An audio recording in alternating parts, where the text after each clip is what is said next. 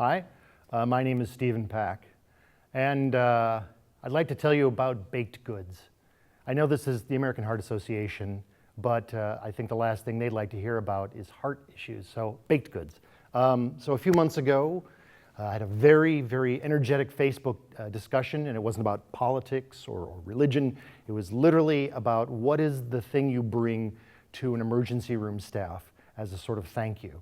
And this is a big discussion. This is 50 different posts across a lot of different professions, but luckily with the input of some friends of mine who are nurses and some med techs, they said cupcakes. And you would think that cupcakes aren't the thing you want to bring to a hospital, it's a little grenade of fat and sugar and at a place that you're trying to be healthy to. But it was determined that this is the thing that the nurses would really appreciate. So I brought cupcakes to the ER staff. And the reason I did that is that on January 1st of this year, I woke up and with heartburn, or at least I thought it was heartburn at the time. I took some Pepto-Bismol, I had some water.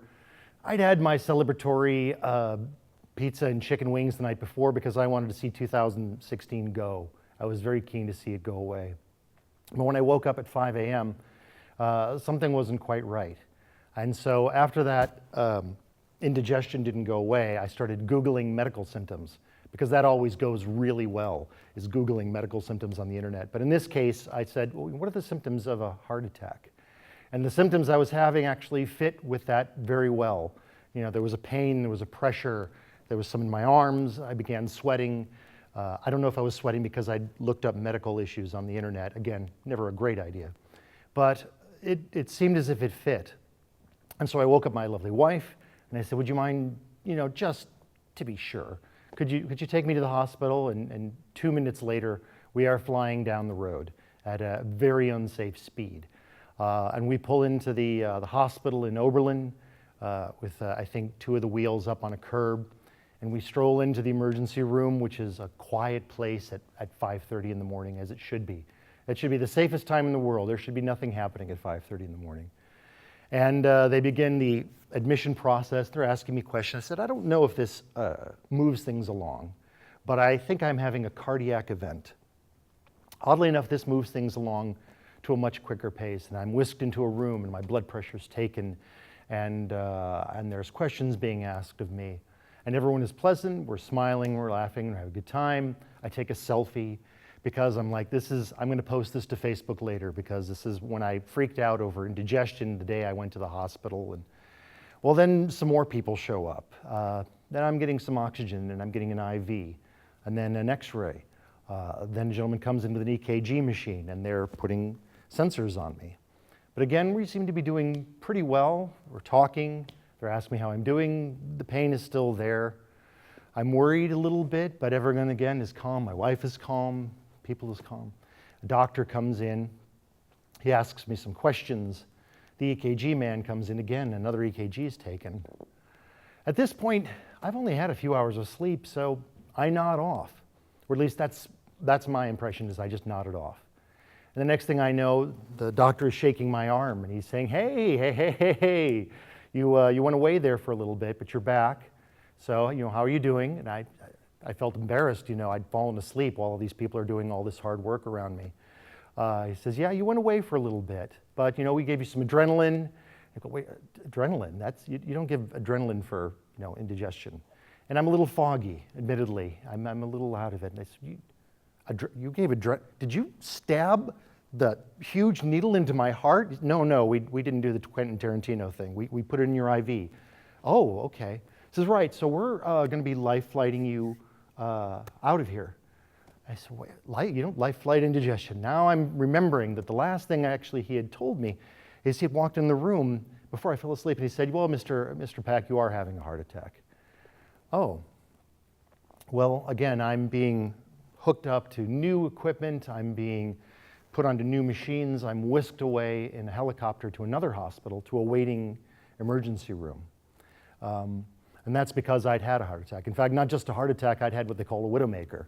While I was listening to the doctor tell me that I was having a heart attack, I went into what's called VFib, and then code blue is the pleasant term for when your heart just stops. And immediately, according to my wife, who had been right outside the door, it gets very busy in there. Everyone is very, very focused. I'm getting chest compressions, there's medicine being put in, I'm hit with the paddles, you know, the shock, the big thing. I had little scorch marks after this entire thing, none of which I remember. All of this happens after I apparently looked at the doctor and said, heart attack? Seriously? Ugh. And then I went away. Well, this is all stuff I learned later, but I'm whisked off to another hospital, to an emergency room, where a wire is inserted through my wrist into my heart. I'm catheterized, which means they inflate a balloon around a stent, which is a little metal mesh, to open up an artery in my heart because it had closed up.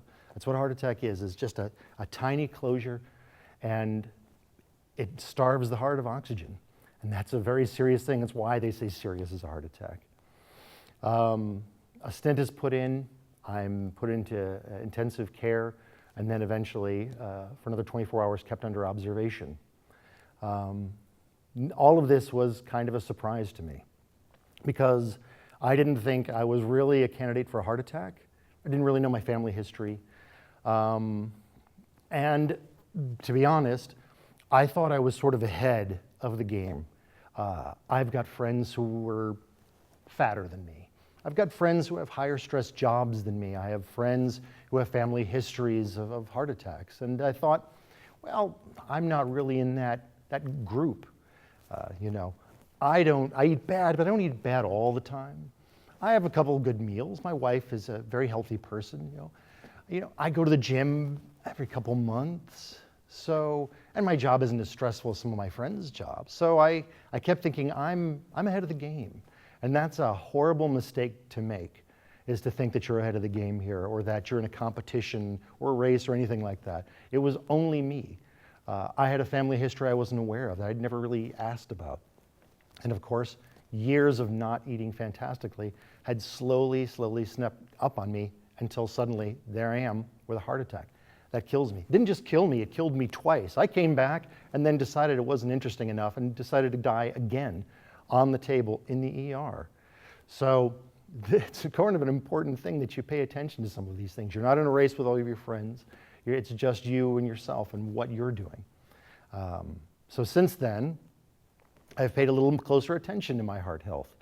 I am on a diet. I have lost 40 pounds, which I used to think, yeah, I need to lose some weight, but I never did. I never actually quit eating the crap food. I never really paid attention to my sodium level. I pay attention to those things now. I'm doing moderate exercise for my heart, and the effects have been pretty drastic. Like I said, 40 pounds off. And where I thought it would be really hard before, when every day I woke up and said, yeah, I should eat a little bit better, it hasn't been hard because the alternative was dead. And that's a motivator. That's a great motivator for you. That's going to make you want to pay attention to your heart health, is paying attention to the things that happen to you. And so now cupcakes were where I started with, because that's the nice thing you bring to the ER staff after they kindly save your life. It was very rude of me to die for them and at 5:30 in the morning have them go through all of this rigmarole that they had to go through. It gets very busy there. I'm sure there's a lot of paperwork too. It's a pretty stressful thing for them. What I haven't been able to figure out yet, and it's going to be important, is what sort of baked good I could try and give my wife, because my wife was right outside the door. And all I did was die. For me, that was easy. I felt like I fell asleep. For me, the easiest thing in the world. For her, that was her outside of the room watching me die. I'm not really sure a cupcake is going to do it. I don't know if there is a baked good or a box of chocolates that's really going to fix that. I'm going to be spending a while working on that.